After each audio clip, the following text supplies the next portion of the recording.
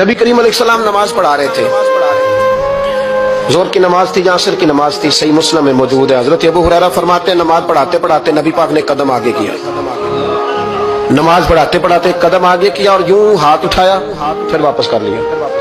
अब नमाज पढ़ के ना तो सलाम फेरा तो सहाबा अर्ज करने लगे या रसूल अल्लाह सल्लल्लाहु अलैहि वसल्लम, वो नमाज में पैर भी आगे किया तो हाथ भी उठाया, तो वजह क्या थी? पहला सवाल तो ये है कि आप लोग नमाज पढ़ रहे थे या हुजूर को देख रहे थे? तो सहाबा तो पहले ही बताते हैं कि भाई हम तो पहली साफ में नमाज इसलिए पढ़ते थे कि नमाज भी होती रहती थी और चुपके चुपके महबूब की दीद भी होती रहती। हुजूर से पूछा या रसूल अल्लाह, वो नमाज पढ़ते पढ़ते कदम आगे बढ़ाया आपने तो फिर पीछे कर लिया, क्या था? और हाथ उठाया तो फिर आपने नीचे कर लिया। तो नबी करीम फरमाने लगे नमाज पढ़ाते पढ़ाते जब मैंने कहा ना समी अल्लाहु लिमन हमीदा, अचानक मेरी नजर उठी तो जन्नत में चली गई। नजर उठी तो जन्नत में, तेरे लिए 2-4 कदम अर्श बरी है।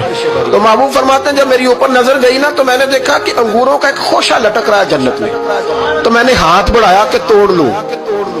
हुजूर खड़े हैं मस्जिद नबवी में और फरमाते हैं कि मैं यहाँ खड़े होके हाथ ऊंचा करूं तो मेरा जन्नत तक पहुंच जाता है।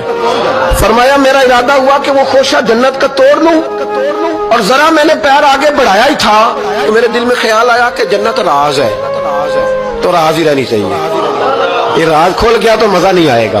तो मैंने फिर वो हाथ वापस कर लिया। सहाबा कहते हैं जब नबी करीम ने ये बयान किया तो हमारे चेहरे न तजस्सुस से खेल उठे, तजस्सुस से। हम कोई बात और भी सुनना चाहते थे तो महबूब फरमाने लगे अगर मैं वो खोशा तोड़ के ले आता और तुम्हें दे देता, तुम कयामत तक भी खाते रहते तो तुमसे खत्म नहीं होना था। ये सही मुस्लिम की हदीस है। ओ भाई, मेरे रसूल करीम के वाक़या में राज पे शिकवा करना, कहना समझ में नहीं आती कैसे गए थे। तो तू जो चाहे तो हर शब हो मिसाले शब असरा, इसलिए कि तेरे लिए 2-4 कदम। हुजूर अलैहिस्सलाम ने मजमा सहाबा पे नजर डाली, फरमाया कि बताओ भाई वो कौन सा दरख्त है जिसकी मिसाल मोमिन की तरह है? वो ऐसा दरख्त है जिसके पत्ते ही नहीं झड़ते। हजरत अब्दुल्लाह इब्न उमर रदी अल्लाह तआला अन्हु फरमाते मुझे जवाब आता था कि वो खजूर का दरख्त है। कहता पीछे हटें आप, मैं बताता हूँ आपको इसका जवाब क्या। हजरत अब्दुल्लाह इब्न उमर कहते मुझे पता था कि वो खजूर का दरख्त है, लेकिन मेरे वालिद बैठे थे, अबू बकर सिद्दीक बैठे थे, मौला अली बैठे थे, सहाबा बैठे थे। आप फरमाते हर एक मुझसे बड़ा था तो मुझे मेरे अदब ने इजाजत नहीं दी कि मैं जवाब दूं। अल्लाह करे मेरी इस बात आपकी समझ में आए। सवाल का जवाब मुझे आता था लेकिन अदब का तकाजा था कि मैं बड़ों की मौजूदगी में जवाब न दूं। हुजूर ने दोबारा पूछा, सहाबा खामोश रहे तो फरमाया मैं बताऊं? या रसूल अल्लाह बताइए। तो महबूब फरमाने लगे वो खजूर का दरख्त है।